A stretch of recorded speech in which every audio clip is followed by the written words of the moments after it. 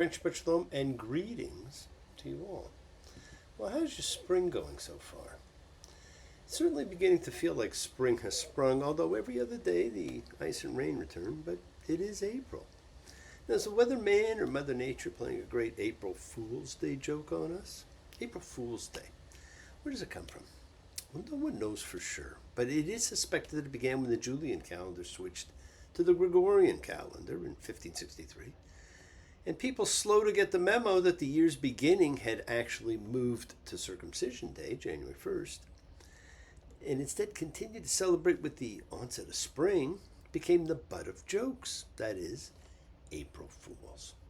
Others put its origins much earlier, actually, to Roman times when the festival of Hilaria, not Alec Baldwin's sometimes Spanish wife, but the Latin word for joyful, celebrated at the end of March, the time of the year when spring and newness and renewal took place, and when the Torah tells us the beginning of the year occurs.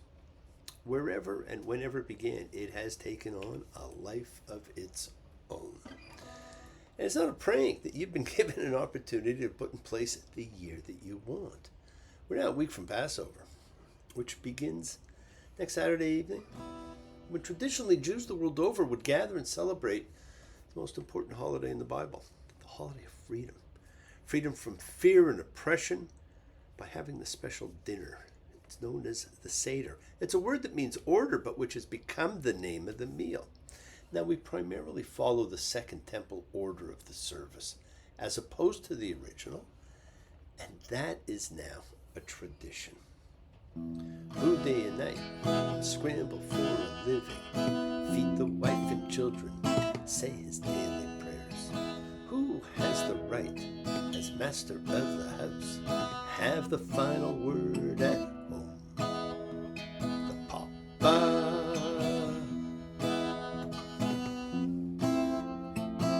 Tradition, the Papa.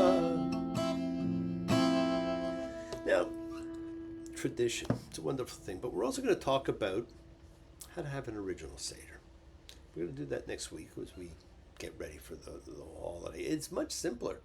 It also is based on food. Now, the observation of the Passover Seder is actually the one thing that people of Jewish descent strive to keep, much more than the high holidays. Maybe because it's not really a religious holiday per se. There's no service. You don't go to synagogue. It's family time. It's a time we gather and reenact a story that tells the tale of freedom. It is for adults and children alike. In fact, in many ways, it is far more important for children. It's filled with songs and stories, games and adventure, lessons and meanings. I'm over here, come find me, hiding in the books. I see you getting closer, but I can't get you to look. You do not seem to see me, but I'm looking right at you. I am the Afikoman. Hiding's what I do. There we go. There's a singing matzah for you. And as people all over gather to celebrate the first of the gathering festivals, the festival of unleavened bread, otherwise known as Passover, it's time to celebrate honor and celebrate freedom with its twin Easter, which comes a week later this year. That one promises freedom from sin. This one, Passover, promises freedom from fear. Now, as I said, we basically follow Second Temple order of events. But the original was much simpler and centered, like I say, as so much of Judaism does, around food, time together, and teaching. Now, these are three essential parts of life. We always teach. It is the great untapped superpower you each have. Every one of you teaches everyone around you. You share knowledge, ability, methods, skills, history, lessons to those around you, so that everybody can learn from you. And we do it in the most natural way, not the way we designed school, but as family, gathered around the table, taking our break from work, as we eat and share, just as we share, as we gather and celebrate as a like-minded group, collective consciousness of seekers showing faith, any and all faith, love, any and all love. Because we come together as a community, a true chavura, a fellowship, to express our nature of kindness, compassion, thoughts, feelings, hopes, dreams, and wishes that unites us all in this community house of Spirit Beth Ruach. sharing and bringing light, keeping fear at bay. And even though together, we're always individual in our approach, each connecting in his or her their own way. So once again, go ahead and invite everybody, physically, digitally, psychically, emotionally, spiritually, to gather and share from Psalm 133, the Hine Matov. Come together. Hine Matov.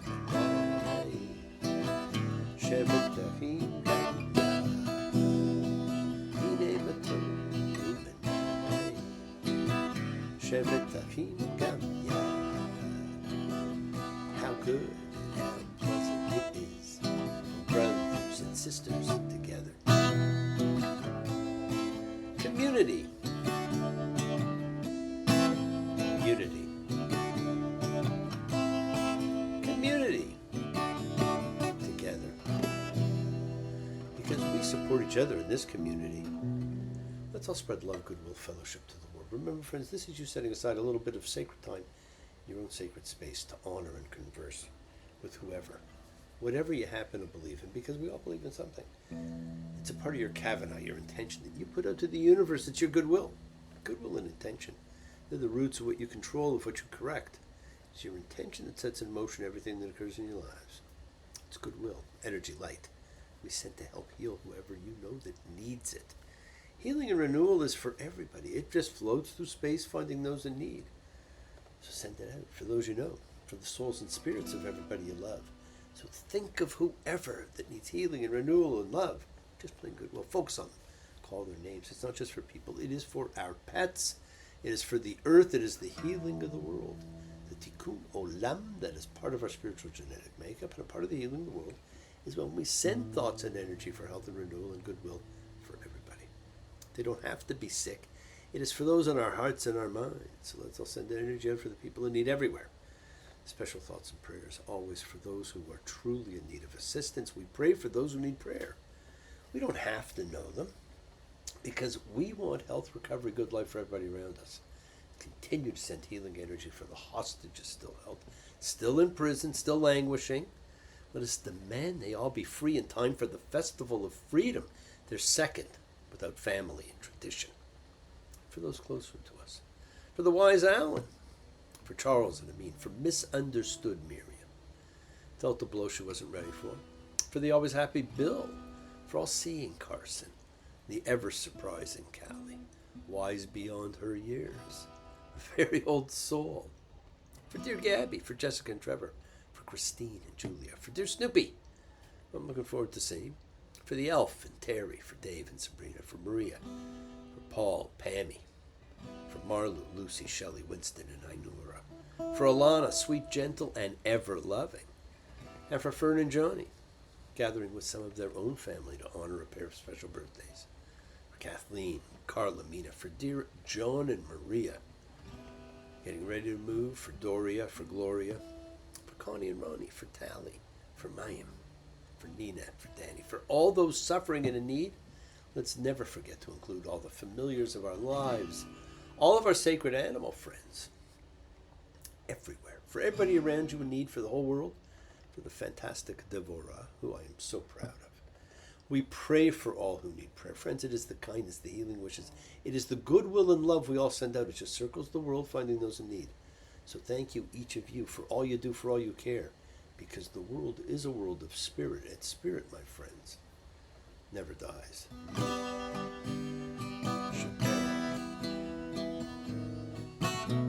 Avotenu Makor HaBracha Mimotenu. May the source of strength bless the ones before us. Help us find the courage. Make our lives a blessing.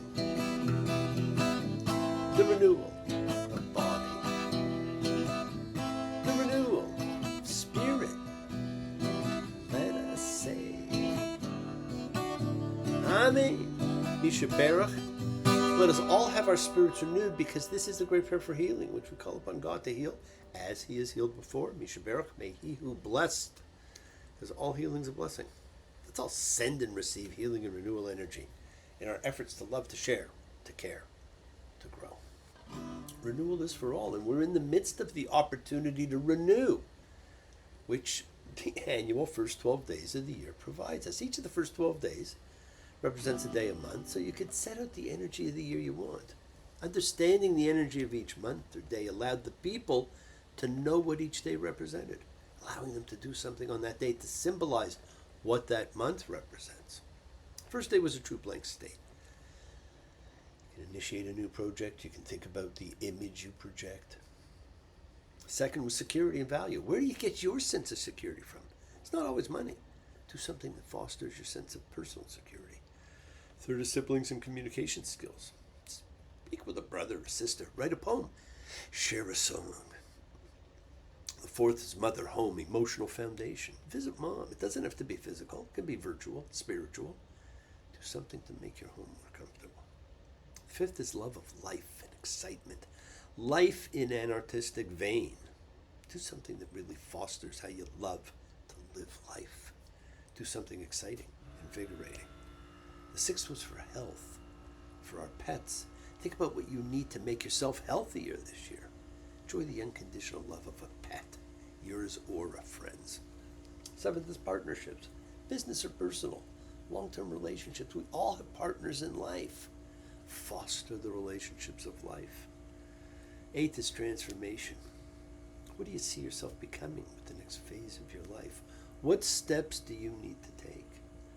The ninth is about our search for higher learning, whether school or universal understanding of life, religion, spirituality. Explore something beyond your current comfort level. The 10th represents father, authorities, career, achievement in society. Call dad. The 11th is the hopes, dreams, wishes, friends and networks we all have. Think about what your real hopes and dreams are. Call a dear friend. Tell them that they're important in your life. The last of the 12 days represented our subconscious and our spirituality, our secrets and our karma. What are we bringing forward that we actually still have to work on? These 12 days were and are an opportunity to imagine what life could be.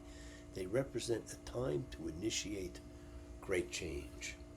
Imagine there's no heaven. It's easy if you try.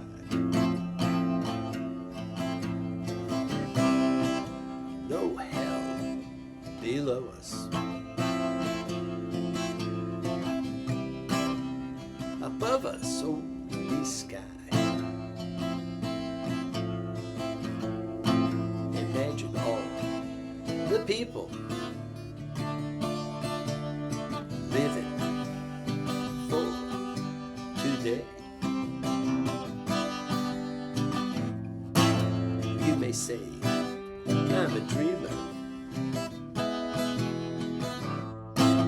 but I'm not the only one.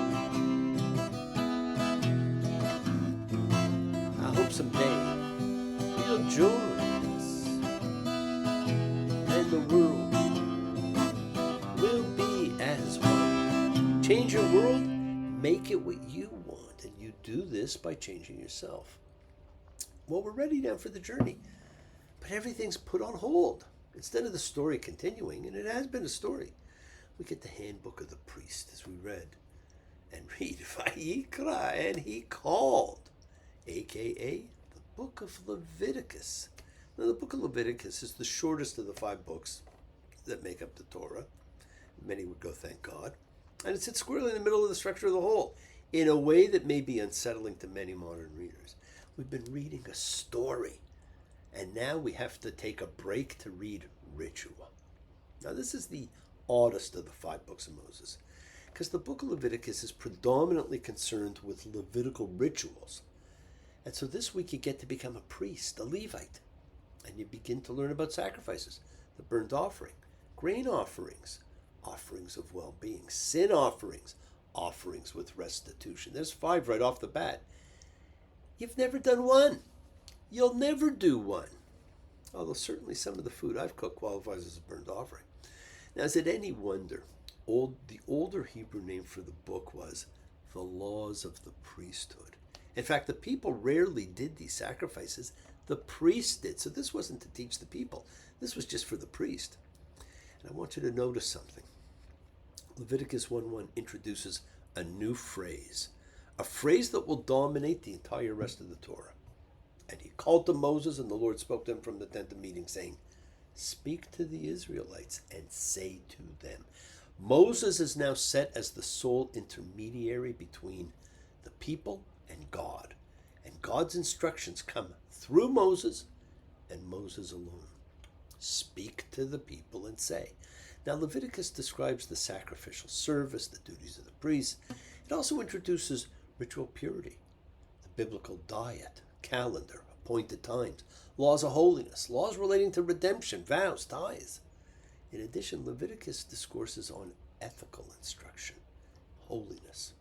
It's a manual for the priest and has so little ability to connect with the typical reader.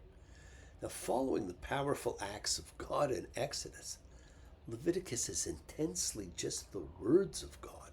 There's almost no narrative, almost no stories, and there's no beautiful poetry throughout the whole book. The central concern of the book is how the sacrificial animals are to be butchered, what parts of them are to be burned on the altar, how their blood is to be ritually sprinkled on the altar, or in certain rare instances smeared on various extremities of the celebrant of the rite. It is a book of ritual. 2 whole tractates of the Talmud, based on Leviticus, would be devoted to the laws of the cult and would remain the object of intensive study.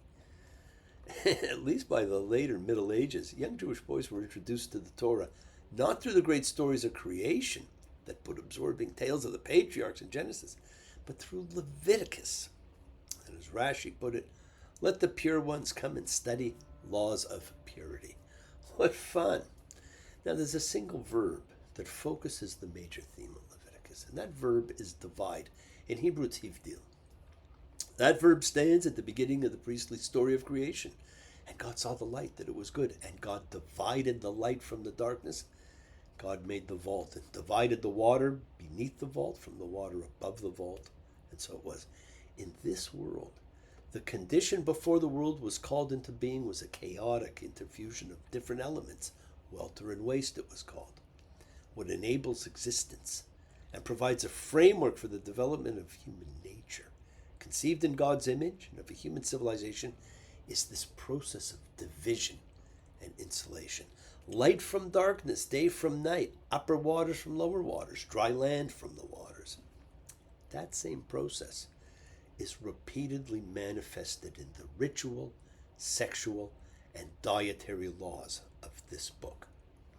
Holiness could be achieved, had to be protected, only by a constant confirmation of ranked distinction, by laying out reality in distinct realms and categories, separated by barricades of prohibition. There's a lesson there, still applicable in everyone's life, although most do not realize it. The closer a mortal gets to God, the more ritualistically pure they have to be. They want to survive, and you're going to see that. It's a scale of responsibility that goes from the sacrilegious to the unclean, to the pure, to the holy. And so the responsibility to be that way is greater each step, each closer to God you get. That's what this manual prepares the young priest for. You think about your connection. Where on the scale you are, and where do you want to be? Now, there are 3 intertwined aspects that we carry throughout our lifetimes, my friends. The highest is the soul we take with us from lifetime to lifetime. Our soul has been our constant companion from the beginning of time. The lowest is the body, the vessel which carries the other 2 and is completely disposable, and always was, before we knew disposable was okay. It's cast aside on death and recycled. The other 2 parts move on. And we, of course, focus the most on the body, which is a mistake. The second, the middle one, probably the one we are the most familiar with, and perhaps the most influenced, is our personality. We carry it from lifetime to lifetime, but it is always changing, picking up on what it learned in each lifetime. So we carry those traits with us to the next life. They reappear. We have certain familiarity with it. Personality is a part of us that is constantly in some kind of reaction state to the present moment. So it changes during the life and from lifetime to lifetime. These three parts make you you. You have complete control of them and the ability to change. Yes, my friends, the world is sacred. So is everything in it. Express your gratitude, light a candle, make a wish. Celebrate your life and the lives of those you love. Share your feelings with them. Live free, be free. Honor your freedom. Be well, be happy, be blessed. Share and honor the light. And all who live in the light and continue to shine. Continue to send everybody you know goodwill and love. Pray for peace and freedom for everyone. And end to terror and hatred. Remember, friends, we are a community. We learn together, we celebrate with each other, we love each other. We share this ride together, men and women equally. Let's all send out love, not fear. Send out peace, harmony, goodwill, and healing to all who need it. And please do learn to forgive and learn to love. Open your hearts. Honor the relationships of your life. Tell those you love that you love them. Examine your intentions. Use them to imprint your will on the universe, which is what we're doing for these 12 days. Remember, we set in motion all that happens in our lives. Our intention, our kavana, our cause, our effect, everything's linked. You always have time to forgive and be forgiven. You have the knowledge of what's good and bad, so acknowledge what you have done wrong to yourself, to God, to any person you have wronged, and ask forgiveness. But do so with sincerity, accountability, vulnerability. Forgive those who've hurt you. As you learn to be forgiving and compassionate, because the secret of forgiveness, compassion, and peace is in acceptance. Can you accept yourself, other people in the world just as they are? Can you accept life as it is without trying to control it? If you do, you can experience the peace that acceptance brings. So keep on dreaming, my friends. Keep on being, keep sharing, keep shining, keep teaching. Keep spreading joy and goodwill. Do not follow fear. Follow love, because love's always in front of you. Work to be present in the body. Expand your heart, quiet your mind. Because the deepest source of real power lies in the subconscious.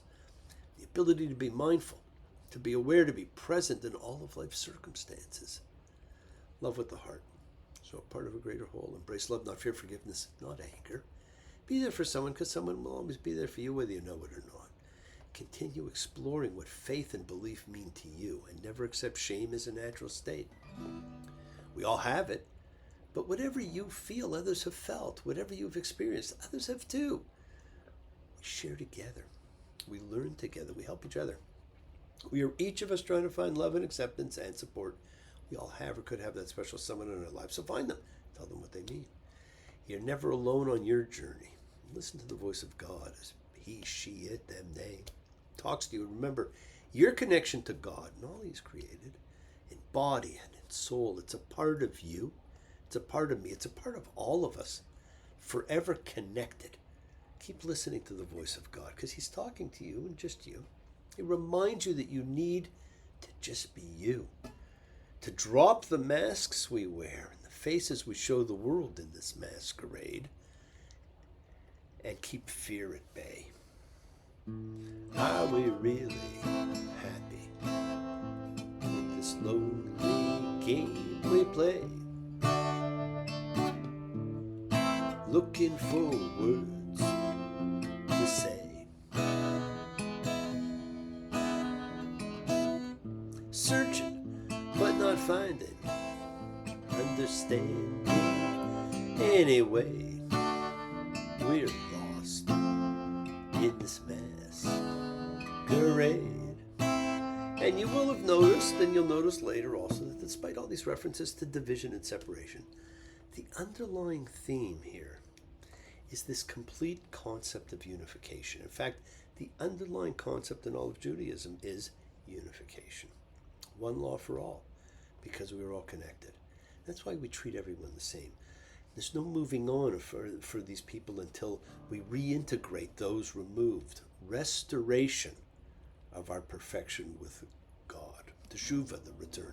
Shabbat shalom, and blessings to you all, my friends, and we'll see you next week. Take care. Bye.